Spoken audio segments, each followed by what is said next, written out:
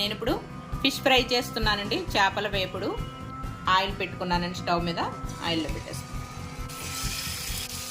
ఇలా ఏగుతూ ఉంటాయండి. లోపల నేను మసాలా ప్రిపేర్ చేసుకుంటున్నానండి. జీలకర్ర, ధనియాలు, లవంగాలు, దాల్చిన చెక్క, వెల్లుల్లి, చిన్న అల్లం ముక్క అండి, ఒక ఉల్లిపాయ పేస్ట్ చేసి తెచ్చుకుంటానండి. ఇవి లోపల వేగుతుంటాయి.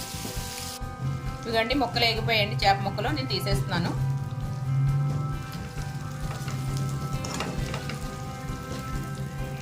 ఇదిగండి చేప ముక్కలు తీసుకున్నాను కదా, నేను పచ్చిమిర్చి వేస్తున్నానండి. దాకా నేను మసాలా పేస్ట్ చేసుకున్నాను కదండి, అది వేసేస్తాను. ఇదంతా బాగా ఆయిల్లో మగ్గాలండి. మగ్గాక చూద్దాం. ఇప్పుడు ఉప్పు, కారం, పసుపు వేసుకుందామండి. అలాగే కొంచెం పసుపు. నేను ఇందాక చేప ముక్కలు కూడా కొద్దిగా పసుపు, కారం, ఉప్పు పట్టించుకున్నానండి. కొంచెం అంతే, ఎక్కువ కాదు. కర్రీకి సరిపడా కారం వేసేస్తాను. మసాలా వేగిపోయిందండి. ఇప్పుడు కొద్దిగా కరివేపాకు వేసుకున్నాను. అలాగే చేప ముక్కలు వేసేస్తున్నానండి.